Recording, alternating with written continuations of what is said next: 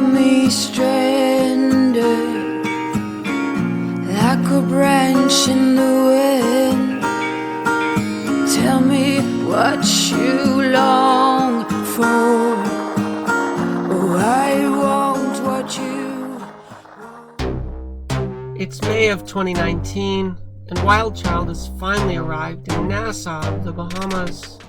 Nassau has a weird tidal funnel problem, creating some pretty gnarly currents in there, which is what makes it the worst anchorage ever. We found a spot where we could drop our hook, but we didn't have enough room for full swing, thus forcing us to drop a stern hook. So right now WildChild is a problem. We're in the Nassau Channel. We have wind against current, so you drop your anchor against the current, but the wind is going to blow you over it. So we're throwing a stern hook.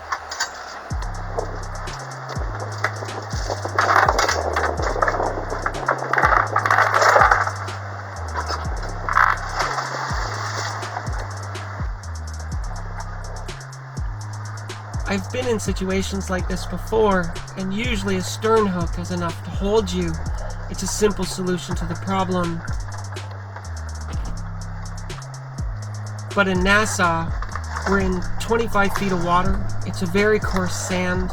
The currents are extremely strong. The holding is extremely bad. And the wind fighting against the current is going to get up over 20 knots. And the current itself will be around 3 knots at peak tidal ebb and flow. First we try the stern hook, but after watching our position for a few hours, I realized that little Bruce just doesn't have enough grabbing power. It's not holding us. We need to do something else.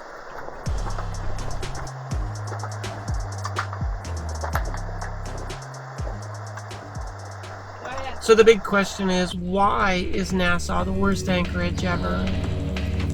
So what this means is every 10 hours the tidal currents are being funneled in along the land between New Providence Island and Paradise Island, in this narrow patch of water in between. But what you have to also realize is that the land that you see is at the top of a mountain, so the currents are also rising up the mountain and funneling through as well. This means that in the Nassau Channel, with the constantly switching strong currents, the sandy bottom is getting stirred up constantly. There's no organic or sort of muddy component to it, no seagrass. It's just very loose sand and very bad holding. It also means the strong currents are going to fight against the prevailing winds about every 10 hours, and you will have wind against current, current and wind in the same direction, then wind against current again. But every 10 hours you'll reach a point where that balance between wind and current goes to zero, and your boat starts to swirl around. And for us, on the third day, when WildChild swirled around, we got our stern line wrapped around our rudder.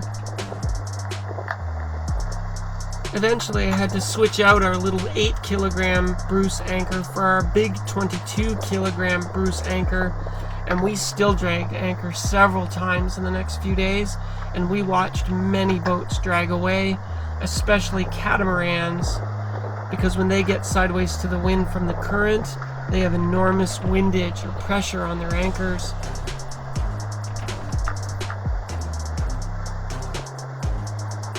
Anchoring in Nassau caused me a lot of captain stress while we were there.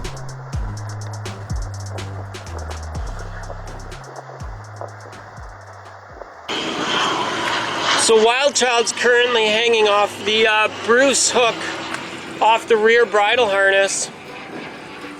We had to hook like stern and bow. So right now the Bruce is dug in pretty well. The Bruce is a really good anchor, and we've got it on the bridle harness.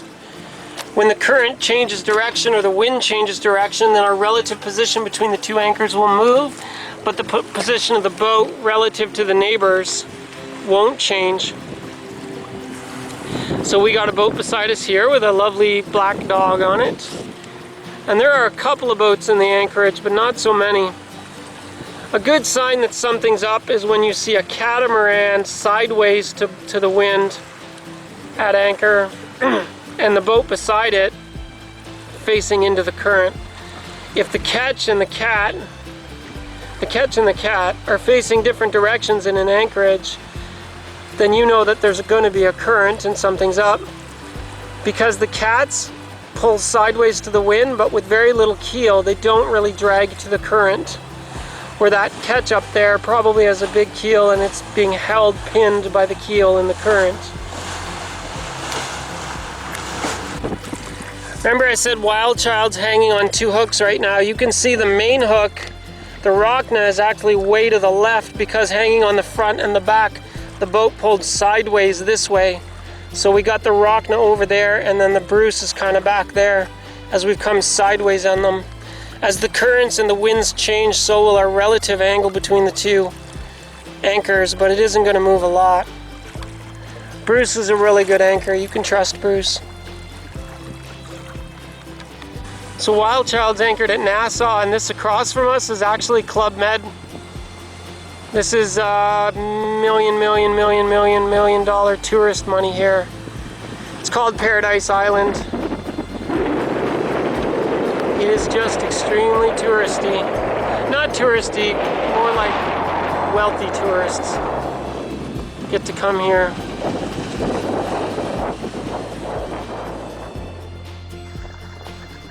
Eventually we launched the dinghy and we rafted up beside WildChild. But look at the current rushing past the dinghy.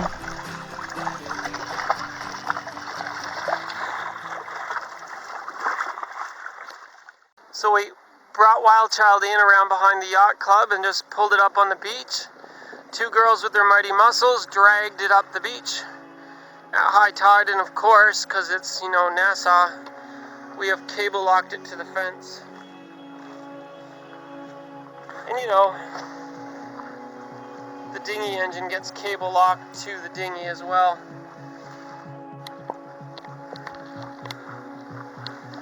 And now we'll go walk into shore and see if we can find the things that we need on our list.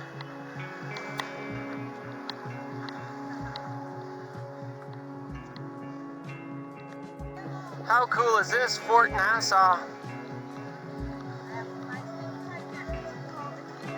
Oh no thanks, we don't have any money. We're sailor bums, we're very poor. Thank you.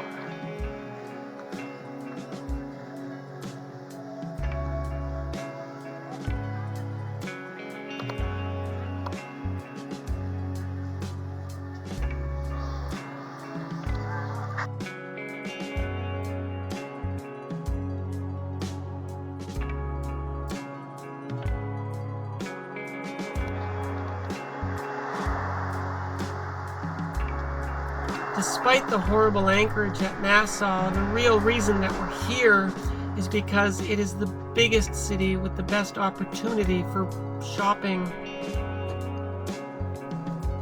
A month ago, when the evil monkey picked my boat clean and took half of everything I had, he also took my EPIRB, and I think we really need an EPIRB on the boat, so we're trying to find a way to buy a new one to replace it.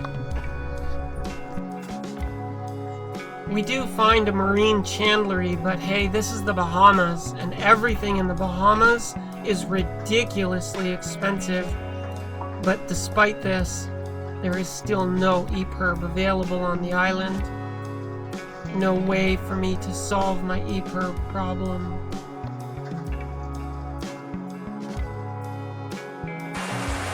So our shopping trip to Nassau was fairly successful.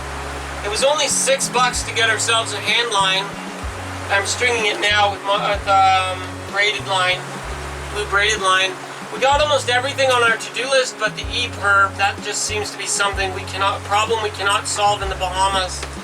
There was no place that has an EPIRB, has heard of an EPIRB, even knows what an EPIRB is. It's a very specialized $1,000 kind of thing, and we can't fix this problem in the Bahamas. But now we have a hand line for fishing. We got a few more lures.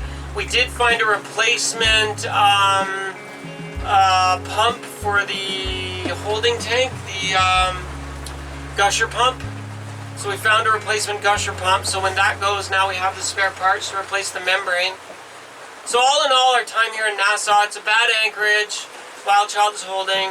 Nobody stole our dinghy. We went to town. We purchased almost everything on our list. Other things that can be purchased in other smaller towns are fine, but we figured Nassau being the big town, we could get more specialized equipment. And other than specialized fishing gear, there's no sailing stores. We didn't find any rigging, no blocks. Couldn't find sailing gloves. None of the sailing stuff you need. You have to go to Florida, I guess.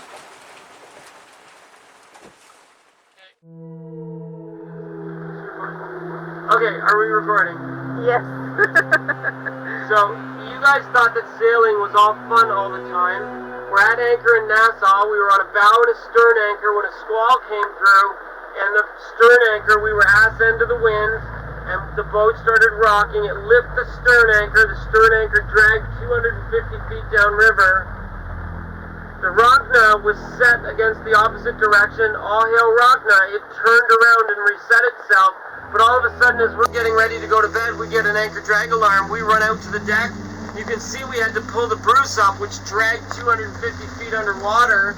So we had to winch up the Bruce. We had to pull out the bridle harness that was attached to, get the engine started, track progress, and like all of this in our underwear in the pouring rain as a squall passes through. We still have 18 knots of wind, and we weren't supposed to have more than 6 knots of wind tonight, according to the weather forecast. I saw gusts as high as 25. Now we have to sit vigil with it, and we have to make sure, because we're only hanging on the Rockna, and the Rockna is 180 degrees from where we set it. It looks like it's okay on the chart plotter, but this looks like another terrible night for this crew of WildChild, I think.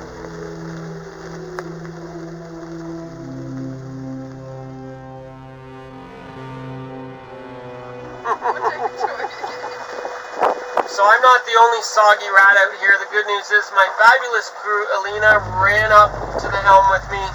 She's drier than I am. I'm a lot wetter, but her back is soaked. She took one for the team.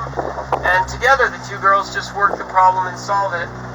Now, we have 20.6 knots wind.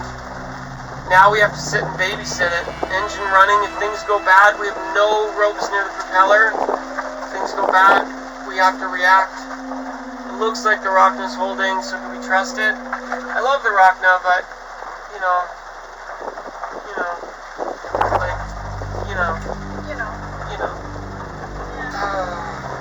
No, I don't know.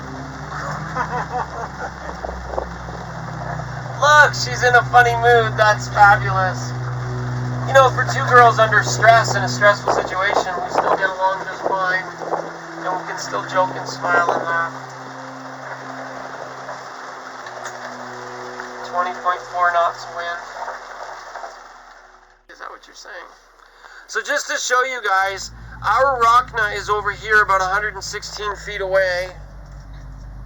You can see it down there. We were swinging over there, and our Bruce anchor, our stern anchor, was set over there, which is 285 feet away. And that Bruce anchor dragged 285 feet. Thank heavens, past the Rockna, didn't tangle in the front chain, and that stern anchor dragged 285 feet.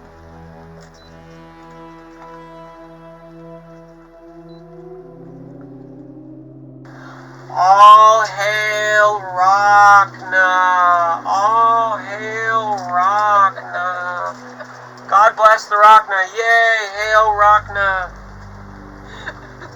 Say, and the villagers rejoice. And the villagers rejoice. It's some Monty Python reference, so I gotta get you some Monty Python and the Quest for the Holy Grail. I don't know if I have that, but there's great lines in there. Anchor's holding, that's good.